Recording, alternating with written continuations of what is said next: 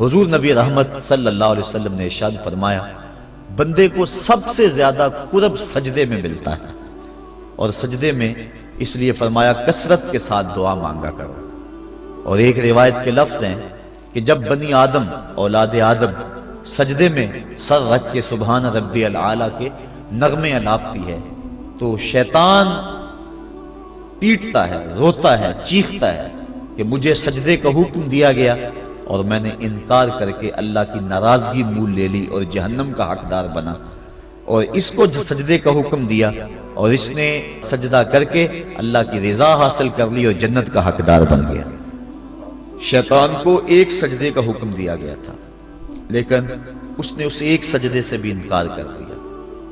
فرشتوں کو ایک سجدے کا حکم دیا گیا تھا لیکن انہوں نے 2 سجدے کیے۔ یہ جو ہم بھی نماز پڑھتے ہیں ارشاد ہے ورکعوا واسجدوا، رکوع کرو اور سجدہ کرو، تو اسی طرح کا حکم ورکعوا ہے اور اسی طرح کا حکم واسجدوا ہے۔ رکوع کرو اور سجدہ کرو، رکوع ہم ایک کرتے ہیں، سجدے 2 کرتے ہیں، یا تو پھر رکوع بھی 2 کیا کریں یا پھر سجدہ بھی ایک کیا کریں، چونکہ امر ہے امر، اور امر تکرار کا تقاضا نہیں کرتا اور نہ اس کا احتمال رکھتا ہے۔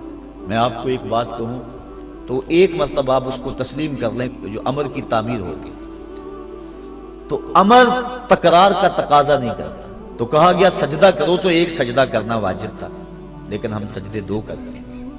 تو علماء کہتے ہیں کہ جب فرشتوں نے سجدے میں پیشانی رکھی اور سبحان ربی العالی کے نغمے الاپے اور سجدے سے سر اٹھایا، دیکھا کہ ایک اکڑا کھڑا ہے، پھر دوبارہ سجدے میں سر رکھ کے سبحان ربی العالی کہنا شروع کر دیا، میرے مالک تیرا شکر تو نے ہمیں سجدے کی توفیق عطا فرما دی۔ اس لیے سجدے 2 ہو گئے اور رکوع 1 رہا۔ سجدہ انتہائی ذلت ہے اور عبادت کا انتہائی درجہ ہے۔ سجدے میں سر رکھ کے جو دعا مانگی جائے اللہ اس دعا کو رد نہیں کرتا۔ شیطان نے اللہ کے روبرو اس کی عزت کی قسم کھا کے کہا مجھے تیری عزت و جلالت کی قسم، میں تیرے بندوں کو تیرے تک نہیں پہنچنے دوں گا، ان کے دائیں سے آؤں گا، ان کے بائیں سے آؤں گا، ان کے آگے سے آؤں گا، ان کے پیچھے سے آؤں گا، ان کی چاروں سمتیں گھیر لوں گا اور ان کو تیرے تک نہیں پہنچنے دوں گا۔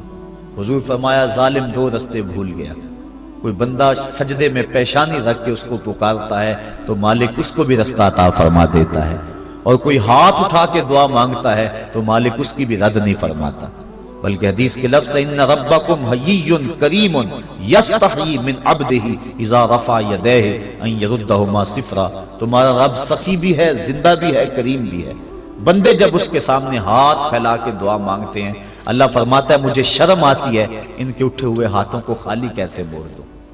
تو بندے اس کے حضور جب مانگیں مطالبہ کریں تو مالک بندوں کی دعاؤں کو قبول کرتا ہے۔ تو یہ 2 راستے کھلے ہوئے ہیں، ہاتھ اٹھا کے دعا مانگیں یا سجدے میں سر جھکا کے دعا مانگیں، تو مالک اپنے بندوں کی دعا کو قبول فرماتا ہے، شرف قبولیت بخشتا ہے۔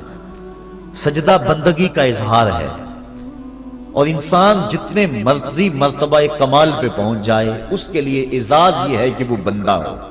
حضور معراج کی قربت خاص میں جب پہنچے اور مالک نے اپنے محبوب سے پوچھا بما اشرفک یا احمد، پیارے بتا تجھے کس چیز سے نوازا جائے، تو اس قرب خاص میں محبوب نے کیا انتخاب کیا اور کس چیز کا مطالبہ کیا۔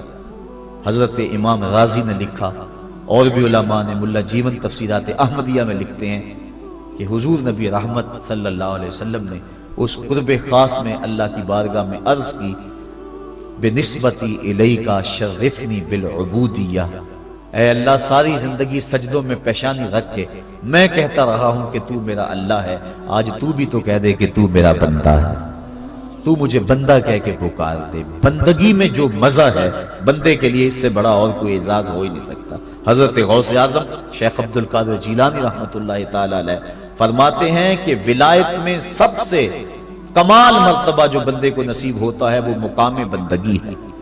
بندگی وہ دولت ہے کہ جو بندے کو کائنات کی قوتوں کے سامنے سینہ سپر ہونے کی قوت دیتی۔ جب خدا کے سامنے بندہ جھک جاتا ہے تو پھر کسی اور کے آگے نہیں جھکتا۔ یہ درس ہے توحید کا، یہ سبق ہے سجدے کا۔ اللہ کو سجدہ کرنے والا کسی اور کے آگے پیشانی نہیں جھکا سکتا، اور اگر کوئی اللہ کو بھی سجدے کرتا ہے اور کسی اور کے آگے بھی پیشانی جھکاتا ہے تو اس نے سجدے کی روح کو سمجھا ہی نہیں ہے۔ توحید کے دامن میں آباد ہونے والا کائنات کی ہر شے سے بے خوف ہو جاتا ہے۔ حضرت شیخ سعدی شیرازی فرماتے ہیں میں روح جنگل میں کھڑا تھا، ایک آدمی شیر کے اوپر سوار ہوا، ہاتھ میں سانپ کا کوڑا پکڑا ہے، میرے پاس آ کے رک گیا، میں ڈر گیا، مجھے کہنے لگا سعدی ڈر گئے ہو؟ میں نے کہا بات ہی ڈرنے کی ہے۔ کہنے لگا سعدی تو خدا کا ہو جا، خدا کی خدائی تیری ہو جائے گی۔ اللہ کے حضور جھکنے والا دنیا کے سامنے کھڑا ہو جاتا ہے، اس کو یہ سجدہ کائنات کے سامنے درس قیام دیتا ہے۔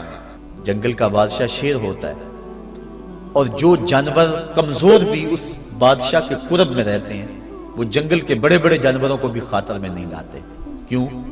ان کے اپنی ذات میں تو اتنی قوت نہیں ہوتی، لیکن انہیں اس شے کا احساس ہوتا ہے کہ میں جس کی صحبت میں رہ رہا ہوں وہ اس جنگل کا بادشاہ ہے، اس کی قوت کا لوہا سارے مانتے ہیں، اور اس کے قرب میں رہنے والے، اس کی گود میں رہنے والے کسی اور کو خاطر میں نہیں لاتے، اور کسی کا خوف ان کے سینے میں پیدا نہیں ہوتا۔